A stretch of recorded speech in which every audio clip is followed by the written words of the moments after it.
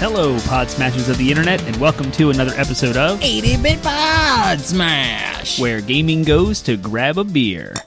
We are your hosts, Penguin and Termite, and we are a weekly video game podcast smashing together the ideas of things that you care about with video games. Yeah, and I just found out that I'm a cheapskate. I've been telling you on this podcast like 4 weeks in a row. Really? Yeah. Oh man, I need to do something nice for you guys all then. I don't know, buy you like apparently all my friends think I'm a cheapskate, so apparently I'll have to buy you guys like just throw you guys a beer party or something, or I buy a bunch of beer for you. Ironically, your birthday is like a month away. I know, that's great.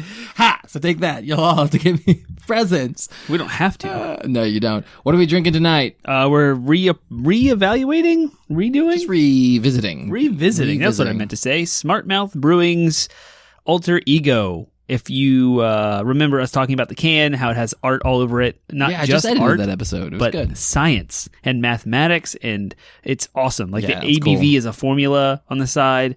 It's 1.05 over 0.79 multiplied by the difference of SG1 and 2 over SG2 times 100. Nice. Yeah, it's good. I like it. I like saisons a lot. If someone wants to explain to us what that means, that'd be fantastic, especially if you got it just from listening to me. Yeah.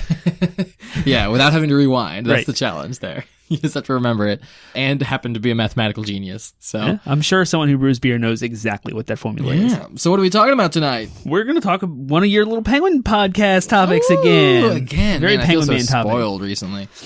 We are going to talk about plot as an entry into our video game lit series. Yep. So tonight is all about the plot. Yeah, we're kind of going to try to wrap up this series. I've had some good feedback from it, though. I've had some good conversations about it. So it's been relatively well received, I think.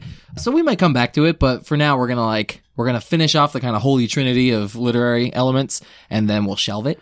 Yeah. And come back to it later when we've kind of wrapped up some of our other series. We have so many series, and it's great. I love it because it allows us to kind of deep dive in some cool content. But you know, sometimes it's like, oh, how many series do we have to get through? So it's like we're gonna shelve this one, but we're going to finish off. We're going to go out with a bang because we're talking about plot tonight. Plot is nuts. So much packed in if there. you are familiar with our other episodes that we've done on this topic, on this series, we did one on theme, we did one on character, and now we're doing plot. So we will revisit that in a little bit. But in the meantime, what's going on in the world of games? E3 is over. You've heard all the announcements. Yes. You've heard everything. The hype is there. If you have not listened to anything on E3 or don't care to follow those things, but you like us and you want to hear us talk about it, we are going to have a bonus episode that will run through all of the E3 announcements. We will have had one, so it'll already be uploaded by this point. It's weird for us talking about it now because hasn't happened yet. We're still like a week, so next weekend is the start of E3 going through. I guess E3 would be technically happening now, quote unquote, as they're listening to it. Is that how that's? No, actually it's a week. This is the 17th. Yeah, true. Yeah, exactly. So yes, it's definitely already done, but it still hasn't happened for us. Yeah. So we may or may not have our bonus episode up. Yeah. Oh, okay. So that's why I said maybe a bonus episode is either recently uploaded or about to upload. Yep. So and we're gonna run through all of our each of the conferences and all their announcements and get hype moments that me and Penguin care about. Mm-hmm. Yeah. Yep. So look out for that episode. It should be good. So we're not going to talk too much about like announcements and stuff, video game related. There's a couple that we're going to hit that may happen at E3, but again, posthumously, you probably already know all this stuff. So there's a trend in the gaming industry that I'm seeing, and I'm guessing it's like everyone kind of chasing the idea of Nintendo Directs, where announcements for individual games are coming out before E3. Yeah, that's been happening a lot over the last couple of days. Yeah, and so I have a couple of news hits about that, but Borderlands 3 was one of the examples. It's like, get away from E3, get away from the giant hype, and let your game stand by itself with no other commotion. Yeah. That's the hardest thing about E3, is it's like, you have 6 conferences to attend, and each one of them announces like 8 new games. You're in a sea of 56 games. Yeah. So it's like, now we're seeing this trend where they're coming out. And so the first thing on that list is Call of Duty Modern Warfare. They're soft rebooting it, and they're calling it Modern Warfare, which is weird because it's like the 4th title called Modern Warfare. The first one was Call of Duty 4 Modern Warfare, and then the next one was Call of Duty Modern Warfare 2. And didn't they also do Call of Duty? Just a game recently come out called Call of Duty? No. Oh, okay. Yeah, the original Call of Duty was Call of Duty, of course. From like the Quake 3 engine days. Okay, because I could have... No, maybe it was just Call of Duty World War II. That's the most recent one. Okay. Yeah. Yeah. But so there's Call of Duty 4 Modern Warfare, Call of Duty Modern Warfare 2, Call of Duty Modern Warfare 3, Call of Duty Modern Warfare Remastered, and then Call of Duty Infinite Warfare, which is their little twist. But anyway, so they're calling it Modern Warfare, just straight up. Call of Duty Modern Warfare. Right, which is a unique title, but it's... What? The reason why this caught my attention is because... No. Call of Duty Modern Warfare? Yeah. Wasn't there a first Call of Duty Modern Warfare? No, well, it was Call of Duty 4 Modern Warfare. Yeah, tell me about it. I'm so annoyed. Yeah. There was Call of Duty, Call of Duty 2, Call of Duty 3, sit near my mic. Call of Duty 4, Modern Warfare. But anyway, so this is a soft reboot. It's just called Call of Duty Modern Warfare. And the reason why this caught my eye and why I even care, because normally we're not super into Call of Duty, but it a couple of things spoken derogatorily on this podcast. It is.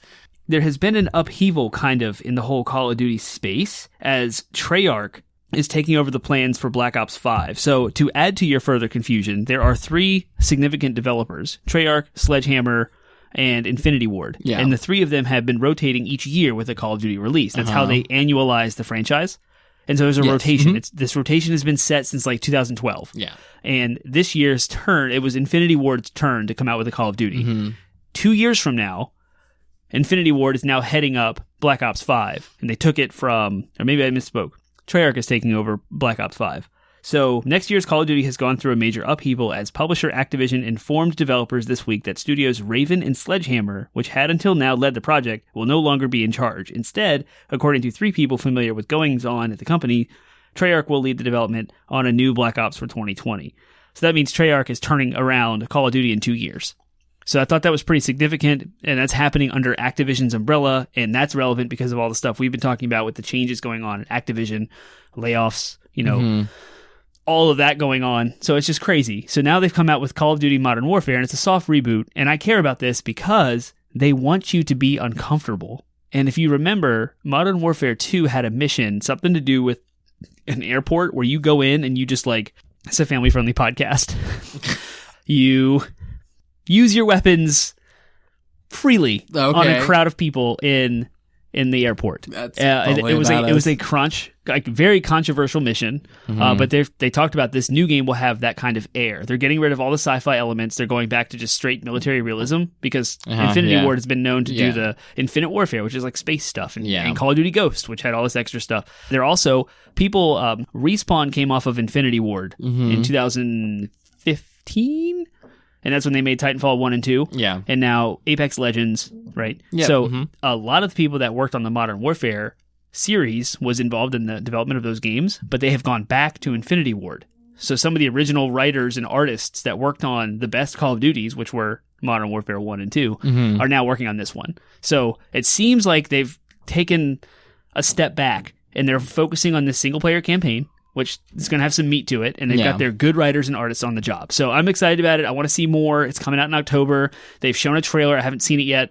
This is one of those games getting ahead of E3. They don't want to be swamped in that, which is totally new. They've never done that. They always reveal a Call of Duty at E3. So I'm interested, but we'll keep a good skeptical eye on it as Call of Duty being an annualized franchise. I just hope they're not going to be like, let's just be dark for the sake of being dark, or let's try to trigger people. Just, you know what I mean? Yeah, me too. I'm with you on that. Let's pick the most controversial mission that we've ever done and make a whole game out of it. That seems a little, in this political climate, it just seems a little brash. I don't know. Maybe it's a good choice, but it just got my attention as a Call of Duty. Like, it's just out there. It's a weird, one way or another. The whole changing up the development rotation is kind of a big deal. I guess. Yeah, they actually ripped it out of those studios' hands. Yeah, like what's going on? Yeah, because those people were probably in pre-development, pre-planning stages. So crazy. Right. Well, cool. That's there was another game that was announced. Or more information was shown about it that kind of Death Stranding got ahead of the... Yeah, there you go. Yes. This is leading you. I didn't know if you were going to go into the other topic. No. Yeah, so Hideo Kojima unveiled Death Stranding a few years ago. Everyone expected this game to not even show its face until 2020. Even the fact that it's a PS4 game was called into question, and no one expected to see more of this game. But whatever has been shown so far was never gameplay, or if it was... Well, they showed a little bit, just walking, though. This just time. The walking. Well, in the past. Yeah. Uh-huh. Yeah, so it showed him walking, but no GUI, no, interactions with stuff, just him walking through fields, and it doesn't really show much except for the engine. So we have actual gameplay and what looks like a story beats going into this trailer. So it sounds definitely like less I was able to like understand more or less what they were talking about in the trailer as opposed to previous ones where it was just like super vague. Yeah. Everything was super vague. Something about babies, something about some like underworld and like creepy invisible monsters. And also Troy Baker with a golden mask summoning a demon dog. Like what? That's basically all that like we knew up to that point. Oh, and walking with a bunch of backpacks. But now they've shown like something about like one of the characters wants to restore America, and good old Norman Reedus is like, nah, no one can restore America and stuff. It doesn't matter, humankind. Yeah, so he's talking to the president of the United States, which is an old or elderly female. And she's dying on her deathbed, yeah. And kind of commissions Sam is the character's name, to go west. And Hideo Kojima, the producer of the game, he had these long string of like mysterious tweets that were all like, everyone lives in isolation, everyone's in their own silos, and we don't have connections. But that's where value is with humanity. It's all about connecting. We can't survive if we're not connected. And so he was making like all these weird references to connections. Yeah. And Death Stranding is a strand. As a connection. Gotcha. Well, and the game alludes to all of that in the story trailer. It's like, go reconnect America. One of his things that he said is he's like, I want to make the start of the story accessible to everyone, and then suddenly like everything gets crazy. And I think that sounds interesting. Like, because again, everything looked crazy from the beginning with the story, but now that we've actually seen some of the like main story beats and how it's going to kind of start. Yep. It seems like, oh no, this might actually be like accessible, but I also want I'm hoping it like a good twist that'll make it interesting. I do have to say, of the gameplay they've shown, I was so excited till about 3/4 of the way through the trailer when they finally showed him shooting something. Oh yeah? What's wrong with the shooting? I just, like, up to that point, I was like, this is awesome. If this entire game is you just, like, running from people and using, like, tools to, like, traverse the environment. Right, because they had that scene with the ladder. He pulls the ladder out, and then there's a stake. He pushed into the. Looked like there was an option. You can use the ladder to cross this ravine, but he decided to choose the stake, put it into the ground as an anchor, and climb down the side with a rope. Sorry, I didn't mean to exactly. No. So like, if it was a game about traversal and then also having to like run, and then every once in a while you have to resort to like punching people, then that would be a really cool game. Yeah, and he had that suitcase. He was like picking up suitcases and smacking people with it. Yeah, so all that's fine. It was when they're like, they showed some like, he's in like I don't know, it looked like there's some kind of like time travel element. Maybe not necessarily time travel, but like, oh, you're going into the other world where like the spirits bring you to when they died in World War II or something. But like he's in like a World War I style trench. It was very different and from the shooting rest. some like ghost or something like that. And I was like, I just like, there's just so many games where they're shooting. We actually just talked about this in the previous episode from this one. We talked about weaponry and we talked about how so many games have you shooting stuff. I was really kind of hoping for a game where, it could be a little bit more interesting than that. So who knows? Maybe it's only a small part of the game, but I just hope it's not like, because then, again, it's probably supposed to be like a suspense horror game in some part. Definitely. And I'm just like, you take away a little bit of suspense when you add weapons. Bottom line, that's like true. Resident Evil would be a much scarier game if you had no way of defending yourself. Absolutely, yeah. So, anyways, go on. He was talking about, Kojima alluded to the idea of in normal games, it is normal that when you die, I think I may have said this on the podcast, you have like a checkpoint or you reload a save or like you have to replay something over again if you die. Usually, that's the norm. And this game will not be that. When you die, you do something totally different and game continues. And I'm wondering if it's that dark world with the invisible. There was a scene where like you were being pulled and dragged by like nothing. Like, but you could see their footprints. And I was like, oh, that looks so scary and crazy. But like you said, maybe he had a gun, but if you shoot that would nothing, be cool. like, if like every time you die, you basically go into the underworld and have to like fight through someone's memory to get back. Right. But if it's different every time, that'd even be better. Yeah. Like a dynamic so kind of. So cool. Yeah. No, so you're never really replaying the same I'd be down areas. For that. Yeah. If that's what that mechanic ends up being, then it will be a revolutionary game. But graphically, they're using the Guerrilla Games engine from Horizon Zero Dawn. Yep. So that's how he turned this game around so quickly. It's like 3 years of development. He's got a game now. He's showing it off. The GUIs or the UI looks cool with like this little pop up right in front of him, so it doesn't stop the action. Like a weapon wheel, but with tools instead of weapons. The center point of it's kind of in front of him, so it's like on the game. Yeah, it looked cool. The trailer had an amazing soundtrack from a band that I particularly like called Apocalyptica. As soon as the first violin strings or whatever started humming, I was like, oh my gosh, I recognize this song. It was awesome. So cool. And about those games, well, Call of Duty is specifically and Dauntless. So Dauntless came out last week. Yeah. Which, if you're listening to this, it's like 3 weeks old now. 5 million players, free to play game. It's like Monster Hunter. The reason why I'm bringing this up, it's crossplay. Crossplay, yeah. But they've also announced Call of Duty Modern Warfare is going to be crossplay. I have such high hopes now for Borderlands that it might actually be crossplay. Oh, this is a trend it's now. It's like, yeah, nice, okay, crossplay across all platforms is happening. I meant to have a podcast on. We should have done that topic like a year ago. Crossplay, yeah. Before it now is becoming a thing. So all of my hot takes on it aren't going to be hot takes anymore. But, cool. Oh, the big important news about Death Stranding though is. November 8th? Yep. Yeah. Which you're like, no one's expecting this game until 2020. I was like, well, they just barely didn't. Yeah, they that's just true. got it out just before that cross line. I'm a little like, I think it'll get pushed to 2020. And there's already speculation that they're pushing The Last of Us into 2020, into the fall, or to the spring, like maybe February timeframe. It's been a rumor. We might know more at E3. So that might be OBE. OBE means obfuscated by events, by the way. Yeah. Speaking of things that might be obfuscated by events, there's a rumor floating around about our favorite game that you won't hear us stop talking about till September.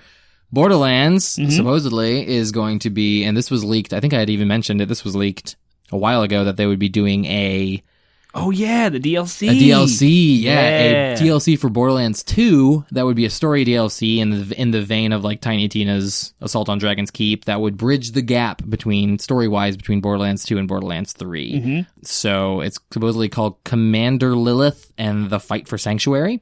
Was a title like that specific? It's got to be more than a rumor. Yeah. And they also added the pearlescent weapons to Borderlands 2, right? Yeah, they added pearlescents have been in the game forever. What was the one they added? Rainbow rarity. That's it. So they added a new rarity where basically the rainbow rarity is like, it's like changes colors dynamically. So it's a new rarity. They added it, so some data miners found the rainbow rarity. In that patch, right? In the UHD patch. Yep. 4K texture patch. Yep. Yeah, so it's been rumored for a while that again they introduced this rarity for no reason. Data miners were able to like take it and apply it like in their mods and apply the rainbow rarity to weapons, but other than that, like there are no weapons that drop in the game of this rarity. So the theory is that this new DLC will introduce them to the game and they'll start dropping from other places as well. Which is awesome. Yeah, so it's a rumor. Again, could be OBE, but would be game changing. I can't think of any other game that has released DLC for its predecessor as a way of hyping its existing game. It'll be even crazier if it A, shadow drops, and B, is for free. Oh, that'd be sweet. It's gonna be free for the Handsome, which is free collection. in June. Yep, that's the June thing. So cool. There was one more thing you wanted to hit, right? I do, only because you guys might be tired of hearing about this, but we've talked about crunch. We talked about unionization. We've talked about walkouts and all of the kind of stress that's happening in the video game industry. Well, with the Sonic movie, the internet backlash was so great that of the appearance of Sonic specifically in the movie, right? How he looked. The director Jeff Fowler tweeted back in November. No, he tweeted. I don't know when this article was written. It's on like US Gamer, but April he tweeted or something like that. Yeah, that the planned redesign for Sonic will push the film back. It has been moved from its original November 8th release date to February 14th, 2020. And the tweet is awesome. It's this picture of like a classic Sonic sign with his white gloved hand, no hair. And it says, taking a little more time to make Sonic just right. # no FX artists were harmed in the making of this movie. Nice. So the redesign for Sonic is basically to not let the virtual effects team and artists responsible for the design have to work overtime or crunch to meet the film's November release date. So I thought that was pretty awesome. That's so amazing. More actual games should do that, not just movies about games. Yeah, loosely tied to games. Yeah, but, that's really cool. Yeah, it's definitely a step in the right direction for the culture. And again, it may not necessarily be a video game, but it's so close to video. It's a movie about a video game. It's targeting video game audiences. So, and in a climate right now, and a climate where the industry it's a major topic of conversation is crunch. Yeah. So the fact that he's like, yeah, we're not going to crunch. We're not going to grind our VFX artists into the dust trying to make a redesign. Like we're going to do it right, and we're going to take the time to do it right. So it sounds fantastic. Really cool. So. And the actual look of Sonic was the main grievance I had with it. I thought the music was fine. I think Jim Carrey as Eggman it was perfect. Is a revolutionary casting. It's like Tony Stark level casting. Yeah, it was amazing. Yeah. And then what was the Gangster's Paradise was playing? It's like, this is so 90s, just I don't give a crap. But it didn't fit the look. Like Sonic's look did not look like Gangster's Paradise. So I hope they get that like angst 90s teenage boy kind of rough attitude. I don't care, but everything's cool, like Sonic. Yeah. That'd be awesome. Yeah. So hopefully it'll do it. I'm Cool. excited. All right.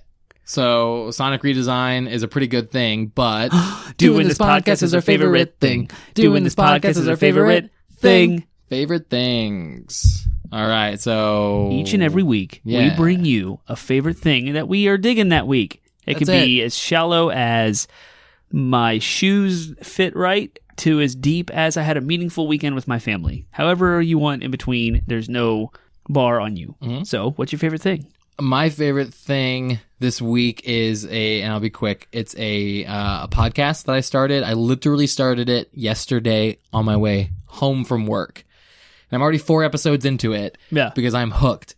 It's a true crime podcast, and it's called Dr. Death. And it's about this neurosurgeon from Texas in 2012 who his patients would come in complaining about like back pain, and they would, if they were lucky, walk out or not walk out as paralyzed. Oh my. Or paraplegics. Jeez. Yeah. So this guy and it's unclear yet whether he's just incompetent and a bad surgeon with this super big ego, or if he actually was intentionally harming these patients. Yeah. So yeah, I'm hooked because it's just so fascinating. And really the lady who does it, the journalist basically who does it, she's like this is more than just a story about a terrible evil human being. It's also a story about the corruption of the medical system and how all these hospitals had a chance to report him and didn't, and chose not to as a way to avoid legal fees from being sued by him and stuff like that. So it's corruption in our medical system. It's terrifying. I don't ever want to go in surgery now. Yeah. I mean, it's really good though. So it's eye opening as well as also being incredibly entertaining. This woman just knows how to weave a narrative together out of these true, that's what I think is great about good true crime podcasts is for better or for worse, they weave a narrative out of these true events that happen. So, and just the way that she tells this story is really, really well put together. So I'm hooked. I'm into it.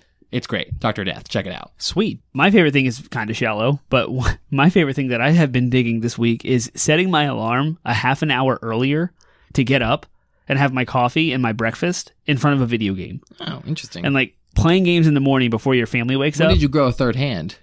What are you I don't. How do you drink coffee and eat breakfast while playing? Well, my breakfast is usually a smoothie, so I have both liquids sitting on the coffee table, and then during load screens and times of no action, I drink sips, and it works. That's fine. But I have been loving it. Completely quiet house, guilt-free. Yeah. I'm just up by myself and playing video games, so I've been playing some Monster Hunter Worlds. We haven't done a What You're Playing in a while, so I won't go into that. But anyway, playing games in the morning before everyone wakes up, fantastic. Mm-hmm. Nice. Cool. Well, that's favorite thing. So now we can move into our very impromptu, because I forgot to write it down on notes, so I'm making it up as I go. DLC. Downloadable content. I don't know what the accent was. Downloadable content is the second segment of our podcast where we do a little fun mini discussion. And since we're talking about plot, and I will be talking at least a little bit about a particular plot device called Chekhov's gun. Ooh. I wanted to we'll make this super short DLC, so apologies, but instead of Chekhov's gun, it's Chekhov's something from a video game. What is an object, a device, Chekhov's, so I'm going to say... I'm making it up. Chekhov's hookshot. Chekhov's hookshot. So the hookshot is introduced early in the game, but you don't have it, and then you get it later? The hookshot, what am I supposed to do with this? The Chekhov's gun, the principle is this quote: if a gun is introduced in the first act, it needs to go off by the third. Right. So Chekhov's hookshot. What's the hookshot? Is it laying on a table at the side of a game and you just kind of see it there? Well, so you'll do the basically throw in the hookshot into that same formula. So if a hookshot is introduced in the water temple, it has to become a long shot by the end of the water temple. So come up with a similar one. So I have to make one up? Yeah, make one up. So instead of Chekhov's gun or hookshot, it's Chekhov's blank. And we'll together come up with a nice saying to go along with it. Ah, it's going to take me a while to sit on that pick one. Chekhov's Pokeball. I like that, actually. If a Pokeball is bought for 10 GP, is that what the PP, currency. I think. No, PP is the the PowerPoints. PowerPoints, yeah. It's like a weird Pokemon symbol that's like it doesn't really make a letter. It's just like Poké Dollars. Yeah, Poké Dollars. I guess. If a Pokeball is bought for 10 Poké Dollars, it needs to become a Master Ball for like $300. Poké Dollars. That's your quote. That's another one. So if you come up with Pokeball or something totally different. Oh, now? you can come up with a saying for that if you want. If a Pokeball is introduced in the early moments of a story, it must be thrown into the face of the main character by the end of the story. Nice. I was going to say, it must catch a legendary by the fourth island. So you're That's predicting good. that Yeah. a legendary is coming in. Yeah, exactly. Cool. Huh. All right, yeah. All right. Yeah. DLC. The whole point of DLC is to have a conversation that you would never have normally about video games. So come up with your own Chekhov's Something or another. some things or another and tell about us on Reddit. You can find us on Reddit. You can go to 80bitpodsmash.com. That's our landing website where we have links to Google Play, iTunes, Spotify, Stitcher, iHeartRadio, every podcast service that you can think of. You should be able to find us there. If not, let us know and we'll put ourselves there. We're also on social media, Facebook, Instagram, Twitter, and Reddit. We have our own subreddit. All of those are 80-bit Podsmash. I fixed You did. I saw fixed that. it. I fixed the Facebook. I was so happy. I spent way so much time I on got the Facebook. notification. It was like, your request for a name change has been approved. And I was like, oh, Termite, you sly dog. I used to say we don't have any hyphens, uppercases, or lowercases, or funny business, but Facebook. And now that's true. Now And it's true. That's true. Facebook had a hyphen in the name, and I didn't know it. And I thought you could still My tag fault. us. That was before I knew that we were going to be doing everything else as just 80BIT. You know what I Yes. mean? So that's So funny. 80BIT Podsmash on all social media platforms. Please like us, share us, subscribe to us on whatever podcast service you'd like. The best thing you can do for us is to go to iTunes and leave us a review, because if someone is trying to seek a new video game podcast, that's how we get bubbled up to their feed. So please help us out. Interact with us. We want to hear from you. We want to hear your thoughts, questions, comments, concerns. We want your feedback. We don't want have your ideas. We want you to, if you have like a topic that you think is like just dying for Penguin and Termite to talk about that we haven't covered yet, we want to hear that. We want to do that. We love getting ideas. We're only 2 brains, and That's right. 3, 4, 500 brains are better than just the 2 of us. So if you have ideas, we would love to talk about them. And if it's like cool enough, then we may even have you on as a guest about it. So. Yeah, and I would love to have a whole segment on the show about reading questions from our audience. Yeah. But we don't have any. Yeah. So start that for us. Yes, questions. So, cool. All right, so we were talking about plot today. So, again, just to review, we talked about theme. Theme is what is the underlying message, essentially, of the story. What is trying to be conveyed artistically through the story. That's what theme is. Character, it's pretty straightforward. They're the characters. They're the persons in the story. They don't even have to be humans, but they are the persons Yes. in the story that kind of drive that drive the events, that everything happens to the characters. That is what the characters are. Plot, though, this is the foundation. We probably actually, in hindsight, should have started with plot. Yep. Because plot is basically the story itself. Or if you want to put it a different way, plot is the sequence of events that happens to the characters. So plot and character go hand in hand. There's no story without character, but there's also no story without plot. Right. And then, as a side result, theme also is almost always present in I a was saying, story. it's impossible to convey a theme without a plot. Yeah, exactly. Maybe. Well, it's Prove like me wrong. It's like a story is plot plus character, Right. and then the result is theme. Yeah. Almost always, like, you know, you because of human nature, we can't tell a story without having some kind of message, because that's what story is. It's communication at the end of the day. So, you know, when you're communicating something, there's usually a message that you're trying to communicate. So there's almost always a theme as a result, but the story itself is the combination of where plot and characters meet. Yes. So characters and what happens to them Yeah. is story. So yeah, so we're talking about plot, and plot is, there's so much to cover here. It's great. Aristotle, the great Greek philosopher, he said, and he had a thesis, I guess you would maybe call it, called the Poetics. And in Poetics, he breaks down dramatic devices, which essentially, you know, he was applying it to Greek drama, Greek theater, but it, you know, a lot of people, the elements that he breaks down are present in almost all storytelling. And he considered plot to be the most important, the number one most important part of drama / storytelling. So different various philosophers and artists have taken his work and said that, you know, his elements that he breaks down and said, oh, this one's more important, this one's more important. You know, Chekhov, for example, would have said character by far is more important than plot, but Aristotle says plot is the most important. is the most important. I have to agree with Aristotle. So whichever whichever philosopher like actually would write plays, it's funny. So a lot of playwrights or storytellers, you can tell which one they think is most important by whatever content they whatever produce? their work is. Yeah, like Chekhov's plays are all very character driven, very character heavy. George R. R. Martin's another great example. Very character driven. The plot, you know, he doesn't even really map out his plots. He just kind of like lets his characters determine the plots and then puts them in realistic situations is kind of what he does. So yeah, different artists are different. Brandon Sanderson, in contrast, is like huge on plot. Like he maps out his plots ahead of time. His plots are always on point. So yeah, there's like plot is, some people think that plot's better. I for one, kind of find as plot and character, I think go hand, like I couldn't say one's more important than the other. I think they're both just like together. They're both like the pillars of a good story. So if you have good characters and a good plot, it's going to be a good story. So yeah. Would you say that God of War is a character-driven story, and Horizon Zero Dawn is a plot-driven story?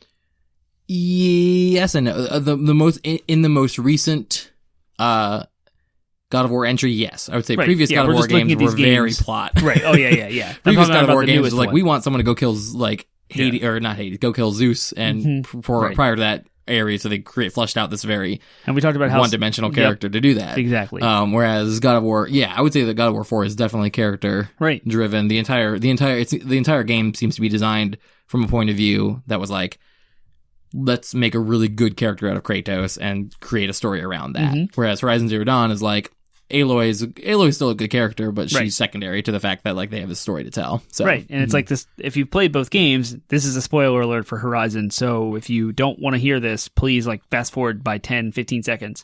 But we know that Aloy is having the whole story of the machines kind of took over with their AI and destroyed the whole world in the middle of their own, like they realized they couldn't sustain themselves, so they took over to sustain themselves. And Aloy is kind of this like child into the post-apocalyptic, but you don't know it's post-apocalyptic because it looks prehistoric. Yeah, you don't know that, like, you think that like the game sets you up to think that like humanity kind of like for the most part survived, and like all of the tribes and stuff are just offshoots of the survivors, but the reality is like, no, human population got wiped out. That's what the Zero Dawn means. It's called Project Zero Dawn, and then everybody that's alive now is because there was like DNA vaults that the people had set up to like recreate humanity like 100 years later.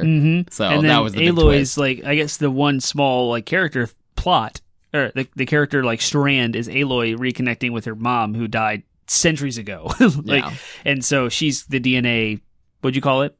In the vault, DNA clone, so to speak, that she woke up, but her like quote unquote biological her mother is just mom, her clone, like So that's the character of the story, but the overarching like emphasis of Horizon Zero Dawn is the plot of that whole thing we just talked about. So, and that's in contrast to God of War, where it's centered on Kratos, his interaction with Atreus, his son, and then their interaction with the witch that tries to heal, and then the mom and all this stuff. So, are you familiar with Zero Punctuation? No. Yahtzee Crawshaw. No. He's a journalist for the Escapist magazine, and he does these videos called Zero Punctuation, where he like, basically his whole point is he's very cynical. He tears most games a new one, but one of his like criticisms of God of War, I watched his video on God of War, and one of his criticisms was like, nothing really happens. So if you actually look at the plot of God of War, it's like they fight Baldur and like go climb the mountain, spread the mother's ashes, then go home. He's like, and just when something exciting is going to happen, the game ends. It's like, fair point. It's like fair criticism. But again, it's not about the plot. The plot is mostly there to serve the character development that happens. So, yeah. All right, cool. Let's, so that's what plot is. That's how it differs from other literary elements. Let's talk about examples of plot. So there's two kind of things we're going to be hitting here. We're going to be hitting plot structures, and we're going to be hitting what you can call plot devices. So even though plot device is actually like a separate thing with its own definition, there's also all these other kind of like plot, like things that go hand in hand with plot that aren't necessarily plot structures, but they are like tools, I guess. Tools in that plot tools is what I'll call them. There we go. Okay. Yeah, that's the easy way. So plot structures and plot tools. All right. So the structures, there's there's a bunch of different structures, but we're going to hit the main ones. And every structure you can have elements, like they can combine and form multiple different, like hybrid structures, but we're going to hit the main one. So what I want to do is I'm going to kind of list and go through the plot structures. And then what I want you to do, Termite, is if you think of games. Yes, I was just about to suggest just kind of like that. feel free to interrupt me and be like, I think this makes me think of this game. So instead of like going through each one and like, we're guaranteed to talk about, I'll kind of start listing them and then as either of us think of examples, we'll go. So let's do it. All right. So the big one is climactic plot structure. It's also known as the Freytag pyramid. Freytag. I think it's a guy named like Gustav or Stefan. I don't remember his first name, but he's some Eastern European sounding name, Germanic name. Freytag is his last name. So Freytag's pyramid. It was first described by Freytag. That's why they call it that. But the other name for it is the climactic structure, and it's basically just like. It's called a pyramid because it like forms a triangle without the base. Basically, it starts with this idea called exposition, exposition is just, it's like every story you've ever told. Exposition is just, here are all the facts you need to know. Here are the characters, here's the setting, here's their world, here's, it's the exposition is usually the time where like everything's peaceful or everything's more or less stable. Sometimes exposition can be like a second. Sometimes it can be scattered about throughout the story, but for the most part, somehow, every story is going to start with, here are the characters. Yeah. And then it moves from exposition to rising action. So there's some kind of inciting incident. So something happens to the characters, and then stuff starts happening. Conflict begins. A point of conflict happens, and the story begins and starts rising action. The rising action builds and builds and builds and builds and builds and leads to what's called the climax. You've all heard that word before. It's used regularly. It's used regularly in our culture Family for friendly. A lot of different purposes. The word is originally applied to stories. Actually, I think the word was originally applied to climbing a mountain, but it's the top of the mountain if you want to envision it that way. Yeah. So it's the point at which the conflict is at its height. It's the point at which the conflict will begin to work towards resolution. So it's kind of a turning point in the conflict. So either, our main character and our villain are battling, and either the, main character will win or the main character will be killed if this is Game of Thrones in a nihilistic story. But one way or another, this is the big moment of peak action, and then the falling action is the next stage where things start to wrap up, and then the resolution. And as I was explaining to Termite, most of our stories these days have like 3-minute falling action and resolution. It drives me crazy. They might as well be one single thing. Falling, resolution and falling action is like, might as well be, because it always happens within the last like 5 seconds of every climactic story that I've seen for the last 20 years. It's nuts. And I love epilogues, like the falling, like the resolution period. I want to know what happens to all of the characters. I could take, if I had my ideal story, the climax, and what do you call it? The resolution, falling action resolution. Also known as the denouement. Would happen 2/3 of the way through the movie. So an entire third of the last end of the movie would all be epilogue. So basically, Return of the King. Yes. And it was they so had like 15 endings. It was awesome. And it was like, what are all the characters doing? What did the story do to the characters? Yeah, how has the world changed? Yeah, I can see that. I love it. I love sitting in that. All of this whole arc, the climactic story plot, what do you call this? Plot climactic structure. The whole plot structure is like every Japanese RPG. Yeah. And as you were talking, it's almost every game. Sure. Like I can't think of a game that doesn't. Most games have climactic, in some form or another, have climactic story structures. Most movies, TV shows, it's the most popular because it's the easiest. Like ultimately it's the easiest. And that doesn't mean that stories are bad just because they're using an easy plot structure, but it is genuinely the most easy to write and the most easy to understand. Yeah. I think story structure, because it's, usually it's following one thread. There's not a bunch of hopping around and flashbacks and stuff like that. Like, you can still incorporate lots of cool literary elements, but it's just like, boom, like, here's what you need to know. Here's the conflict. Things are getting crazy. Things are at its craziest. And then, wrap things up and tie up our loose ends. I was thinking of Chrono Trigger as you were explaining this. Yeah. I was like, oh yeah, the beginning of the game, Chrono wakes up and he goes to the fair and everything's fun and cool, and there's this science project that accidentally sends him through time. Oh crap, there's your conflict. Yeah. And then he meets other characters, and then there's this oppressive, dark figure at a tower that, like, they're trying to find their way back to their home time zone, and the plot continues, and then Lavos is introduced, and the climax, and then things end. But that's a very rough summary of Chrono Trigger. But I was thinking specifically of that game as you were going. And it's also like, there doesn't have to be one climax in a lot of stories. There's multiple like smaller climaxes as we build. So usually it'll kind of look like a heartbeat, if you will, where it's like staggered, but ultimately kind of like on a bell curve, it's rising towards one big climax. Right. But yeah, so it doesn't have to be as like simple as the pyramid, if you will. It could be kind of jittery, if you will. Yeah. So that leads me to the next one. The next story or plot structure is called episodic. So everyone knows what the word episode means. Yep. These are like self-contained plots that string together to tell one big story. So many TV shows do this, although TV shows have been moving. I like to think of this, like, what exemplifies this is like X-Files, where every episode is its own self-contained story, and kind of the idea of quote-unquote monster of the week, where it's like, you know, each single installation of the episode has, you know, each episode has its own, you know, pyramid, its own climax, rising action, climax, resolution. But they string together. If you string together, they tell a bigger story over time. So many TV shows have that structure. A lot of TV shows are moving now more towards telling one single story in installments. And in that case, it's more of a climactic structure. Yeah, with the advent of Netflix, I imagine you can binge watch everything. Yeah, so yeah, exactly. So I wonder if this, like, the use of this is tied to monetization, because there was a fear in the video game industry that these games were coming out as episodes and then the DLC was added on. Like Sonic the Hedgehog 4, for example, was episodic. There was episode 1, episode 2, and then it was canceled. And then it was like, oh, okay. And then Telltale Games did all of their Telltale Games, because Telltale Games are pretty much they're all episodic. Example of episodic. And then there's like Hitman episodes, and it's like everything. And then the Final Fantasy VII remake is supposed to be episodic, and I'm like, man, I don't hope sequels. I mean, any game that has sequels, like even God of War's 1, 2, 3, they're episodic. One could argue that God of War 4 is the start of a new episode, you know, a new episodic cycle or whatever. So, there's a lot of episodic. It's popular for a reason, because you can kind of keep a story going. So I would say those two are the most popular. There's parallel stories, which are two stories that progress side by side. So, I mean, the only example I can think of off the top of my head is in Game of Thrones, you have like Jon and Daenerys, and their stories are running parallel to each other until they meet. But there are two stories that, like, they're tied together. They are all part of the bigger story and bigger world, but they're kind of like with their own characters are happening usually geographically separated, or even sometimes separated by time. And the stories are running essentially parallel to one another. They have effects on one another, but they don't even have to ever intersect. Octopath Traveler. Until they all intersect. Great one. Yep. And Final Fantasy VI before that. Similar to parallel stories are subplots. So subplots are they're side stories that run concurrently to the main story, but they usually involve characters from that main story. So a character will spin off and have a side plot. So, or subplot, sorry. So like Merry and Pippin, Lord of the Rings. They're a subplot. I'm trying to think of a video game example off the top of my head. I don't think, any game where you like change characters. So like subplots in like Donkey Kong 64, maybe because you're playing multiple characters, stringing about the story, you have to change.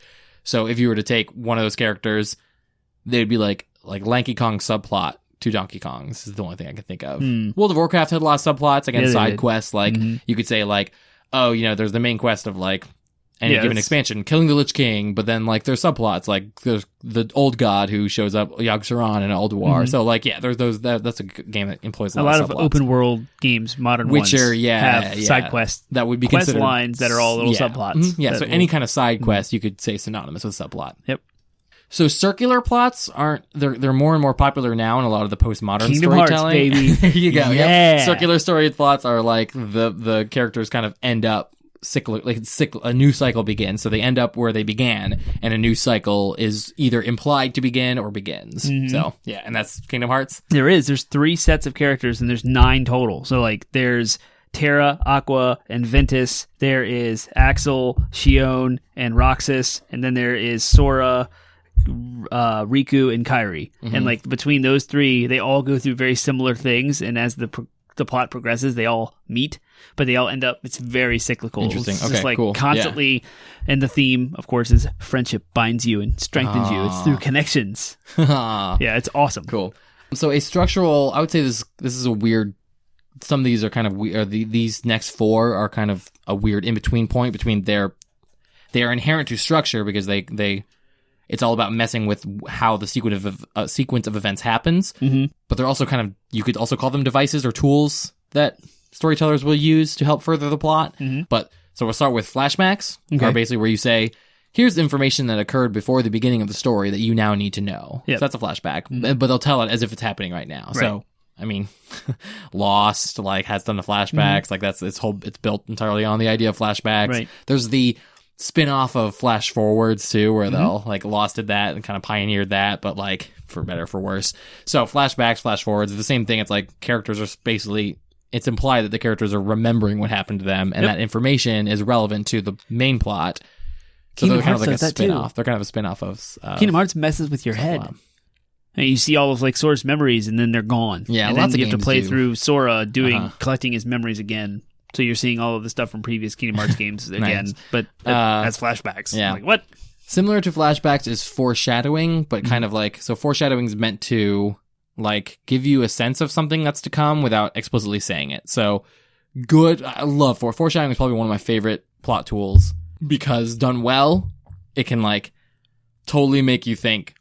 Like, you can go back and read a story and then be like, oh my gosh, that's leading, like, that's foreshadowing. That's Sanderson does that a lot. Sanderson does it. Pretty much all good storytellers. I mean, George R. R. Martin does it a lot too. There's lots of foreshadowing in like Game of Thrones and stuff like that. I don't see a lot of, there's definitely good foreshadowing in God of War. Horizon Zero Dawn has good foreshadowing as well. Kind of like all of the like, you were born under the mountain and stuff like that. Like all that stuff's meant. So there are games. Well. Red Dead Redemption. Yeah, that's a great one. Yeah. So one of the things I do want to see, and we'll talk more about this, but I would love to see foreshadowing. If they have a way of doing foreshadowing in gameplay, I think there are probably examples out there, but like quests that you do early on Bioshock. that like you do. Oh yeah. Okay. Yeah. Yeah. The whole would you kindly thing is total foreshadowing. Right. Yeah. Yeah. Never mind. Okay. Fine. So yeah, there's plenty of foreshadowing all over the place. And yeah, and then the other two, you kind of hit on it earlier, prologue and epilogue, where it's just like, prologue is like something that's meant to kind of set you up, prime you. Usually it's like some kind of thing that happened thousands of years ago or whatever that like is relevant to what's going to happen in the main plot. And then epilogue, like you said, is where they kind of tie up loose ends. Yeah. Epilogue has now become basically where the resolution happens in most stories. And yeah. So, all right, let's hit some tools real quick. So a plot device is just anything that advances the plot forward. It stands in contrast to a lot of time plot devices is used negatively, like negative connotation, because it seems shallow or cheap. Yeah. So it's like it's kind of ties in hand with another thing we'll talk about, which is Deus Ex Machina. But like, so a plot device would be like, oh, the cavalry show up at the last second.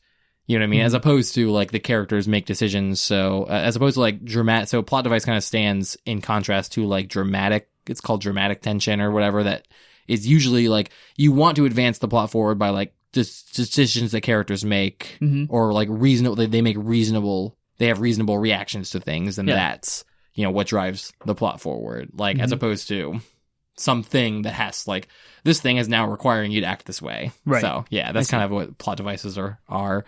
Similar to plot devices are MacGuffins. So MacGuffins are just an object or device, so it's usually something that's not a person, but a MacGuffin is something that drives the plot, like starts the plot. So the best MacGuffin of all time is the ring from Lord of the Rings. Oh, I see. Like the whole plot, MacGuffins are like the whole plot exists because of this thing. This thing exists. Infinity Stones. So the story starts. Yeah, Infinity Stones are total MacGuffins. The Ocarina of Time, the Master Sword, those are MacGuffins. Okay. Like the plot revolves, or the Triforce is a MacGuffin. So like that's, Zelda's always used MacGuffins like crazy. For good, MacGuffins kind of stand in contrast to plot devices, as they're usually seen positively. Like a good, there are some bad MacGuffins, but like for the most part, everyone loves stories about things. Like that treasure, that's what the story is about. Uncharted, all the treasures, El Dorado in the first Uncharted is a MacGuffin because the entire plot exists because of this thing that they're after. So yeah, Deus Ex Machina, as I had said before, is another kind of negative connotation thing. So it literally translates to God out of a machine. I never knew that. Huh. And it's because in Greek theater, basically, a lot of these tragedies and comedies, basically almost all the plays ended with a god, one of the Greek gods, Zeus or Athena or whatever, coming down and solving everything for the people. And the reason it was called God out of a machine is because they would have an actor on like a crane. And that was like mounted to the back of the stage, and they would just like weep, like swing him in and then lower him down. So that's why it's called God out of a machine. Nice. So it's become used as like a popular term for like, someone who comes in and who is effectively omnipotent. So some character or some circumstance that comes in that's like, oh, nobody can question the authority of this character. And they come in and just sort of tie up all the loose ends, wrap up the plot for you. So, oh my gosh, I'm trying to games do a pretty good job of again, you're playing as the main character. So I can't think of an example where someone just comes in and saves you at the last second. Usually you're the character doing You're that. doing that. You're the one who's progressed if the anything, entire you're time. the Deus Ex Machina, Right. which can be... Like I said, Japanese RPGs, you start off with nothing and you end up building yourself up to the point where you are like a god. And most Japanese RPGs, which we talked about in our deep dive for that genre, end with you killing some sort of god figure. So it turns that idea on its head. It's almost the antithesis of... Yeah, I would say the closest thing you get to Deus Ex Machina is like, I feel like a lot of times Destiny's plot, because it can even be like your character's empowered at the last second by some being, and you save the day, not because of not because of the growth that the character player character has had, but because of just some other being coming at the last second and empowering you up, giving you a boost. Yeah, that's kind of some of the World of Warcraft boss fights have a bit of Deus Ex Machina, like,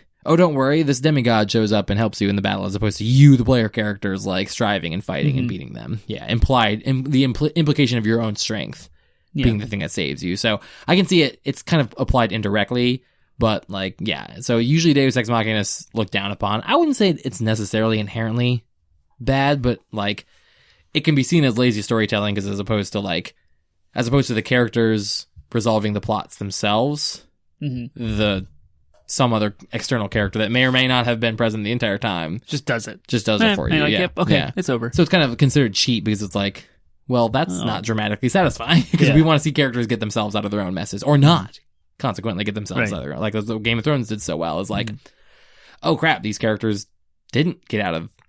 No one came and saved them at the last second. They just died. Whoops. So yeah, that's that. Chekhov's gun, as we mentioned earlier, if a gun goes off or if a gun appears in the first act, then it needs to go off by the act. So it means just like it's a principle that storytellers should never introduce elements that aren't used.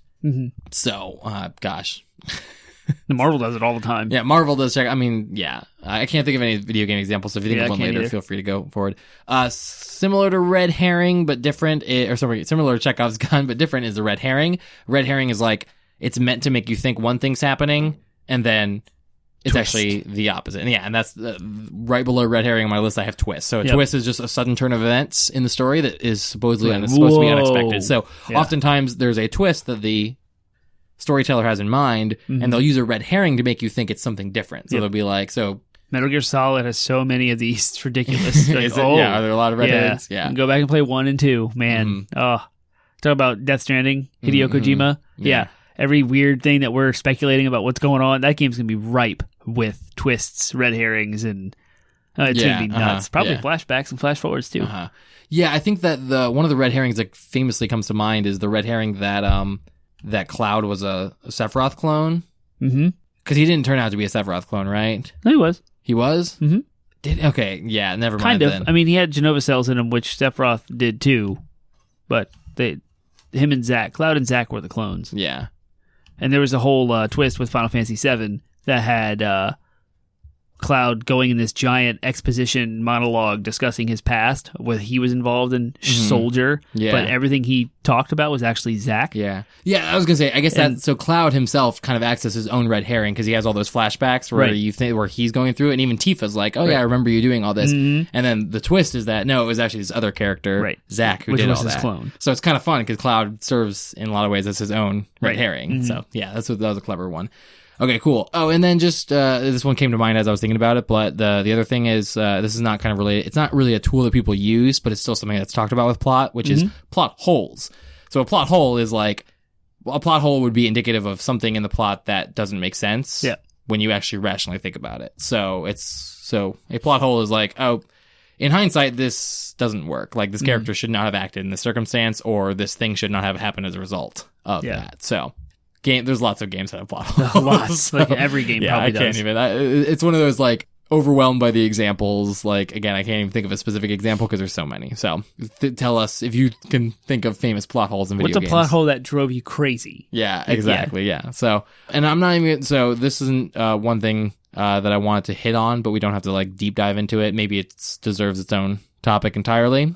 So, if you guys want to hear more about it, we might do a topic on it. But a guy named Christopher Booker famously stated that there are only 7 plots, that ultimately when you boil down every single story on the planet to its basic plot elements, there's only 7. possible stories to tell. And so I'm going to go over those real quick. Yeah, yep. So I'm going to go over those real quick, and that is, there's the story of overcoming the monster. Someone has to defeat some big baddie.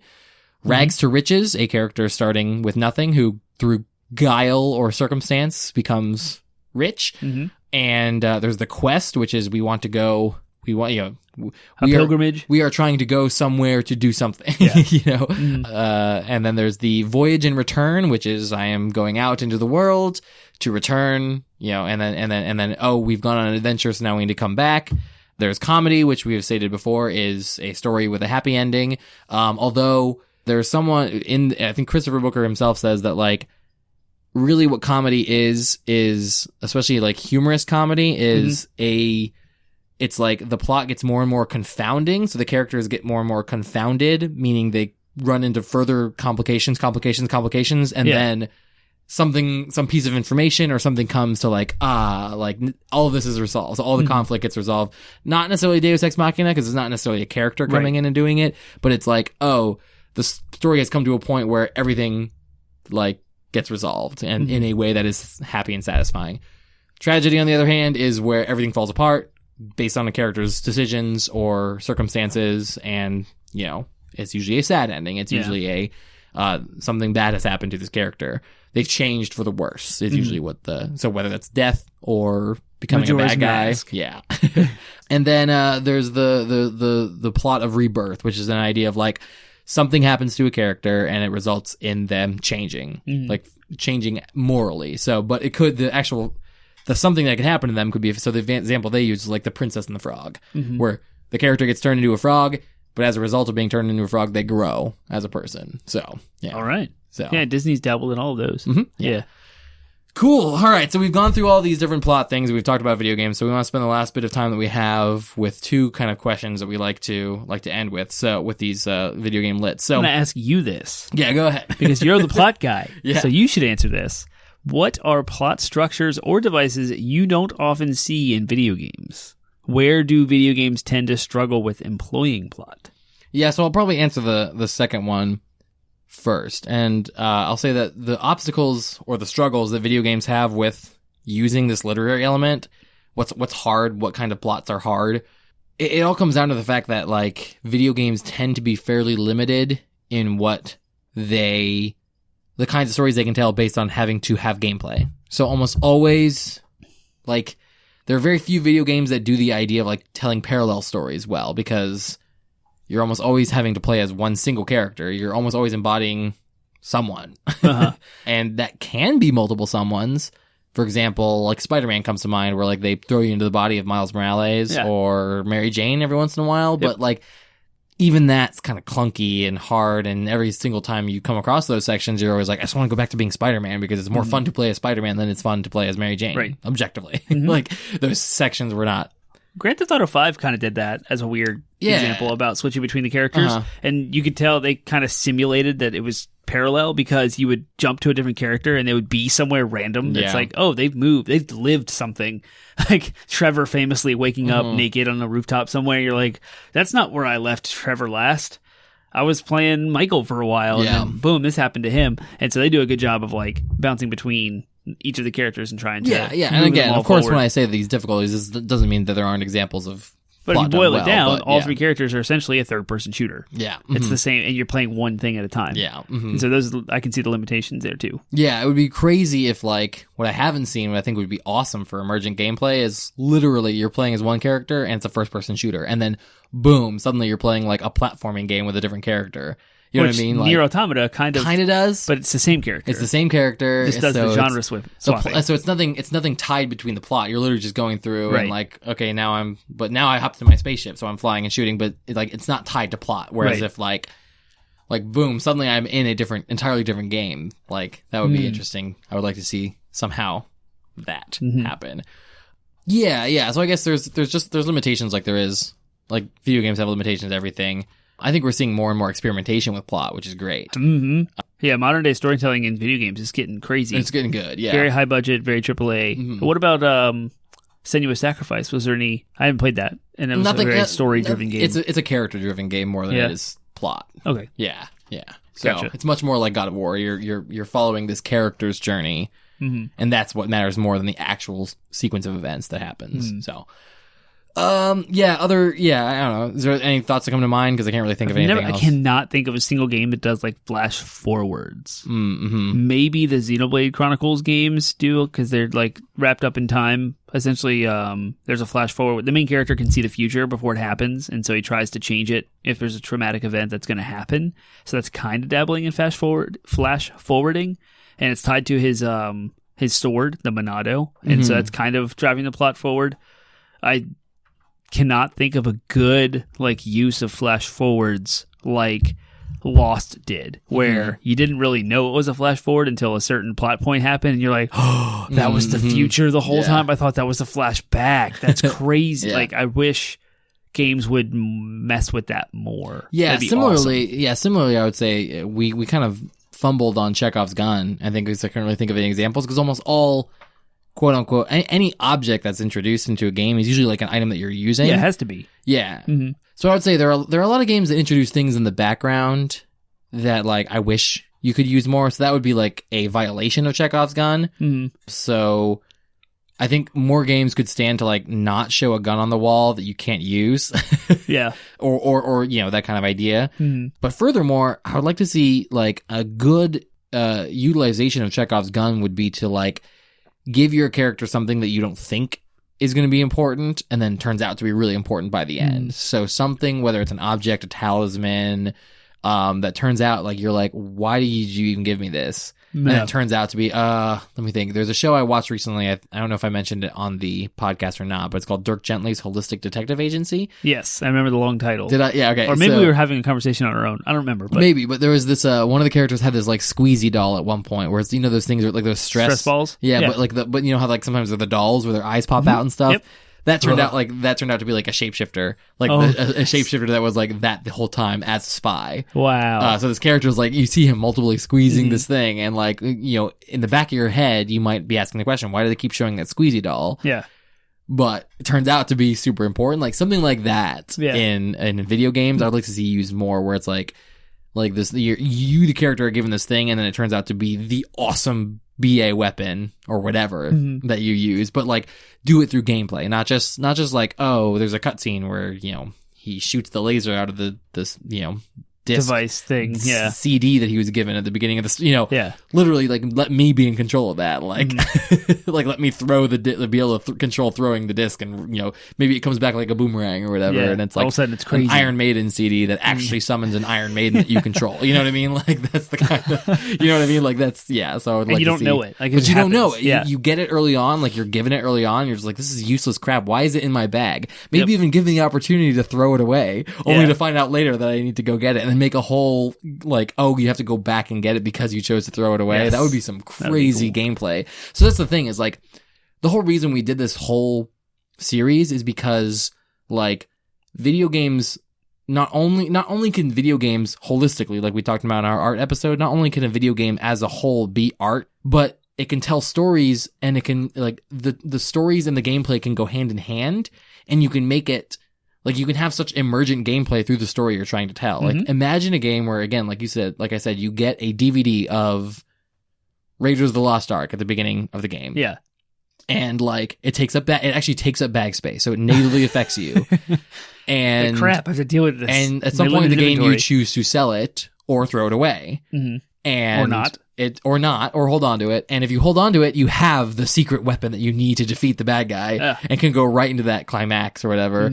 But if you chose to throw it away, you actually have to go through a whole different plot to go get it back. I feel like a whole different story. A 1970s computer open world adventure game would have done that. Yeah. Because they're that brutal. They're so hard. Exactly. Yeah. So that could lead to some really emergent gameplay. So I think it's worth talking about, because again, you know, the possibilities, it's that idea of like the possibilities are there. The potential for emergent gameplay can come from storytelling needs if they just take the risk of telling bold, interesting stories. Yeah. So, yeah. Cool. Any other thoughts with that? Or do you want to move to the last question? How do video games work with plot in a way that other forms of storytelling don't? You just answered that. Did I? Right. It's the idea of taking the gameplay and marrying it with the plot and the story. And so there's no other medium that does that. You're a book. If you're reading a book, you can be in the mind of the characters. You can have a narrative approach where someone is outside the story is describing it to you, but only in a video game are you actually playing out the acts of the character in a way that you want to. You have that agency over your character. Yeah, and I know in other episodes we've talked about this idea of, like, with character customization, I think we talked about in our character customization, like, there's kind of two ways of approaching a character. Like, you can either make a character that, like, oh, I'm creating a character and I'm playing as that character. Role playing. Yeah. Well, yeah, exactly. Or you can create a character that's sort of meant to be you. Right. And then so in that regard, I think of, like, video games have the unique opportunity to allow plot to happen to you. Yeah. Because in every other form of storytelling, whether it's except a choose your own adventure book. Yeah, I guess so. That happens to you. In almost every other form of storytelling, it's happening to a character, whereas in video games, it can happen to you. And I think that's going to become even more that kind of storytelling and that kind of plot development, plot implication, I should say, is going to become more and more apparent as we enter the realm of we talk about it in every single podcast. Virtual reality, as we move more towards that, and you have the feeling, whether it's haptic feedback, whether it's the virtual reality being right in front of your face, the 360-degree field of vision, that feeling of being in a world, what that allows for storytelling is great. Now this stuff is happening to you, directly to you. It definitely becomes a challenge in regard to characterization, because, you know, when the plot is happening to you, the player, then the characterization becomes whoever you are as a character. Right. You don't get to create a fun character for this player to have the story.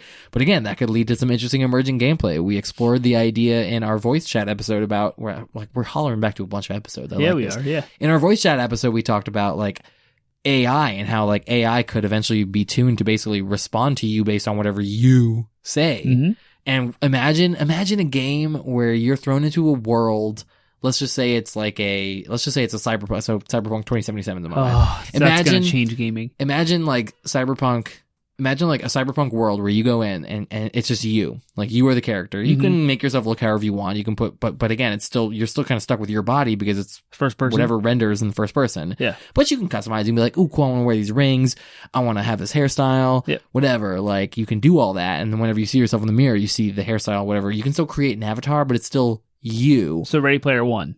Yeah, but like the NPCs respond to whatever so it's got a built-in voice thing where you communicate, and then whenever, you know, greetings. So many different dialogue or like choices. The character's like, "What's learning. up, man? How's it going?" And then you say, and it goes, "Cat got your tongue," because it's responding to what you're saying, because maybe you're not used to, maybe you never played a game where the AI, or you say, "Not much, man. How's it going? How's it hanging with you?" And they respond in real time. Like, that would be so cool. That'd be sweet. Yeah, I like bet a we're game gonna get like there. that. Yeah, we're gonna get there soon. So as 15 years AI from and now. VR develop, like, that's totally It's going gonna to be be a crazy. reality. Yeah. So that would just be, that's nuts. So the possibilities are there of, like, then the plot just begins to, again, the AI has to start to organize the plot around the choices that you make. The plot thickens. Not just predetermined choices, but literal, like, action reaction as a result of the actions that you take as a character. Say you just choose to do nothing, so the plot goes forward. Maybe the bad guys are doing their thing in the background, but say you choose to sit there on the couch the entire time, then the bad guys eventually enact their plan like 30 minutes later. and that's the entire game over, and you restart, you know? So it's like, or you don't. Yeah. So it's like, it'd be really cool to see games kind of build the events, the sequence of events. Plot is a sequence of events. If games begin to build the sequence of events as a result of the choices you literally make, not predetermined choices like every Witcher game or whatever, not Mass Effect, where it gives you a selection, where the plot is chosen ahead of time for you, and then, you know, based on your choices, different things happen, but again, they're all still predetermined. I want a literal chaotic world they throw you into that changes entirely like based. Yeah, the experience is entirely based on the choices that I make. So if I choose to go on a Molotov cocktail rampage throughout the streets, like, there are consequences to that choice. Yeah, and the characters in the world respond accordingly. Yeah, that'd be sweet. That's like my dream. If that game exists, I think I'll just go live in that. 2077 is going to be the closest thing we've ever seen in the gaming industry to that, and that's why I always say Cyberpunk 2077 is going to change gaming because of that reason right there. It's going to be I insane. hope so. Yeah, I hope it has that dynamic. I hope any game I see in my lifetime has that dynamic of an AI system. Oh yeah, yeah. It's gonna be good. Cool. Any closing thoughts on plot? Anything to throw in there? I think that I left that question out of the character Yeah. episode, so I think I forgot to throw it in there because I forgot to copy the template from the theme. You have affected the content of our episode I through did. a copy and paste problem. It's like retroactive Jeez. now. I was so focused on the different character archetypes in that episode that I forgot to ask that question. I think it was a good show regardless. I think so as well. But yeah, I would say in hindsight now, I would add that like video games can do character different than any other medium too, because again, they allow you to sort of sympathize with that character more directly because again, the plot can happen to you. Mm-hmm.